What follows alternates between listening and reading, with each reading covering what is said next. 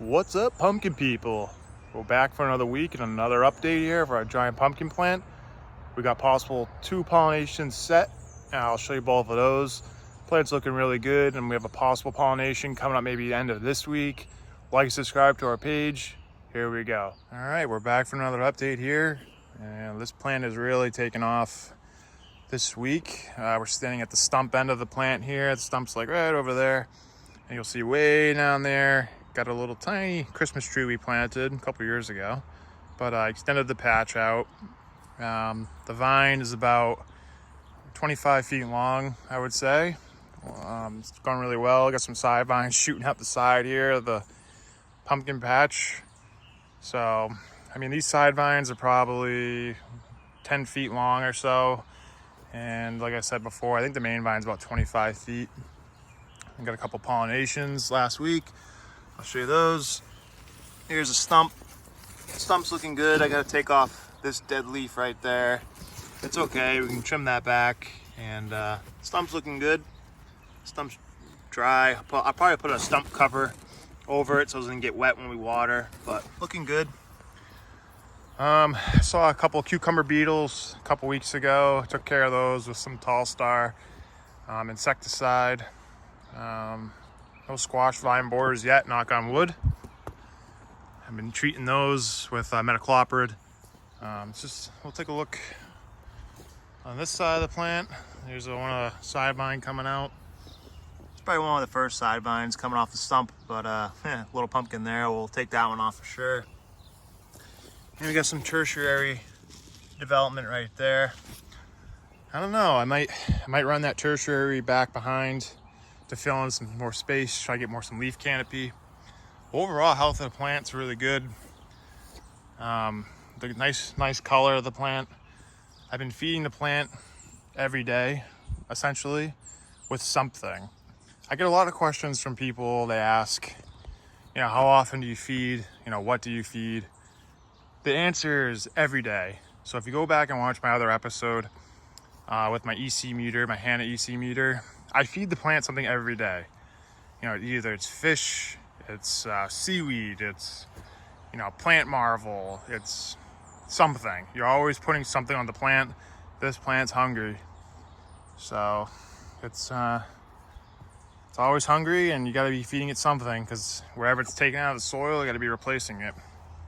Let's take a look at pollination here. So this first pollination we're gonna be looking at is only about 10 feet from the stump, which is way too close. You want your sets to be, 15 feet, or the amount of secondaries. You want about 15 secondaries behind your fruit. So we're gonna take a look at this pumpkin here. It's 14 days old, and there's a slug right there. We will take care of him shortly. On second thought, let's just get him right now. Let's get him. But I'll get a closer up, I guess, of the fruit here. Stepping inside. Get this guy off. Get off of there. Be very careful not to scratch your pumpkin. Your fingernail will scratch that pumpkin real easy and scar it. And it's about 20 inches in 22 inches in circumference. It's very small for the age. Let's just, so that's plan C, like I said. Make sure we stay on the walking boards here. See, got my big muck boots on. If you don't have a pair of these, get yourself a pair. Got them from Cabela's. This is our other set here. This one's a lot further out. I mean, this is about 20 feet out. Here's the first set looking down the main vine. And yes, I know the position of that fruit is not good. You want your fruit, so this like right here, you want it twisted, facing about 90 degrees parallel to your vine. I didn't really intend on keeping that one, so I didn't really position the vine. But here's my other set.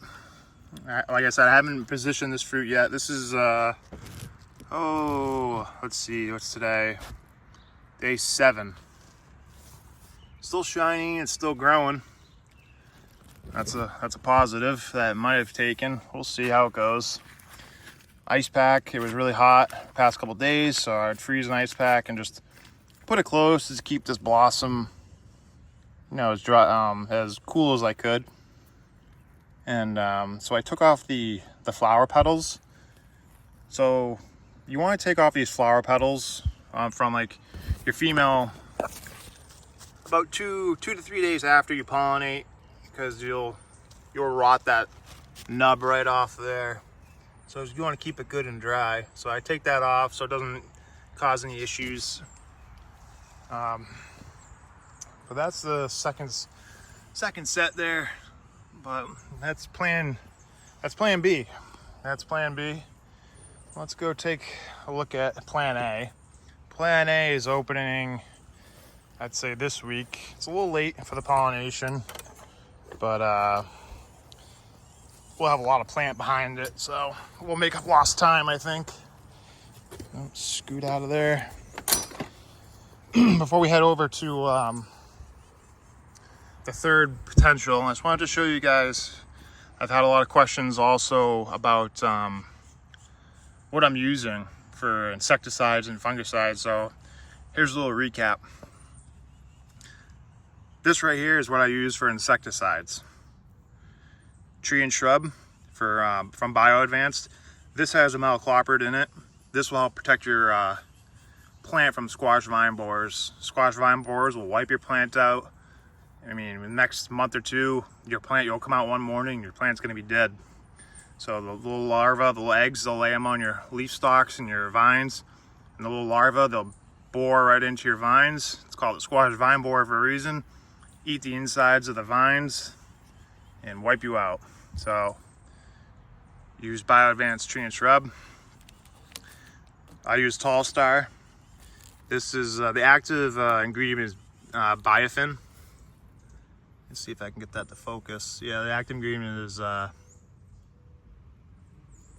biofin. So this will take care of squash vine borers along with cucumber beetles, squash bugs, and things like that. So this is a contact insecticide, and this is systemic. See, it goes up into the roots and the foliage of the plant.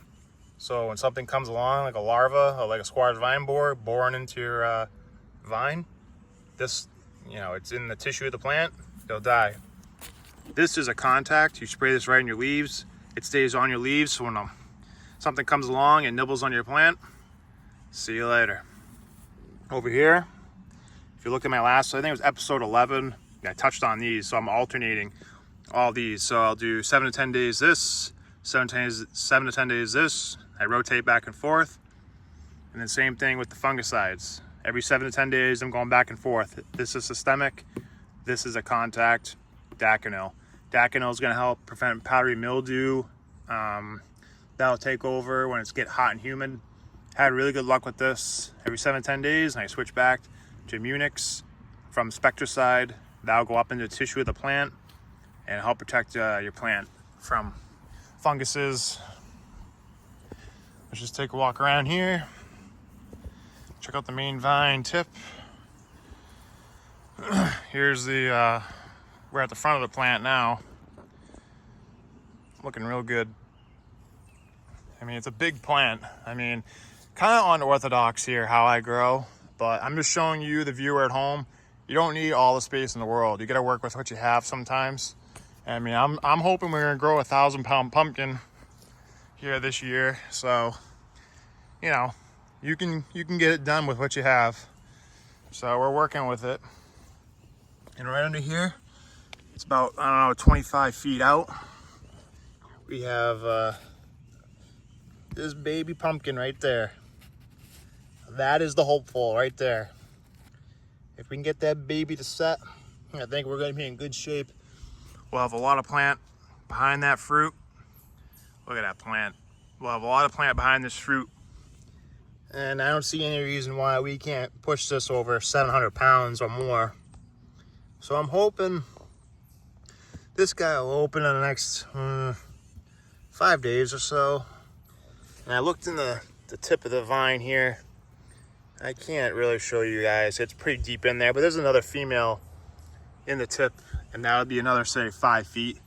I can always extend this gate out a little bit. I'll make the patch a little bigger if I have to, if that doesn't take. But that's our hopeful. So if you guys are cheering me on at home, that's the one we want right there. That's the one we're gonna want. But we're gonna walk around here, have some automated sprinklers that come on. We missed the plant. Just looking at the back side, I'll fill in this area with side vines. I'm trying to wrap these, stay in the soil. I gotta do some vine bearing. Gotta catch up on that vine bearing a little bit. Gotta bury these nodes up once I get this twisted around how I want it. But yeah, you can see right there, that's the one I just pollinated 7 days ago. And there's our other one right back there.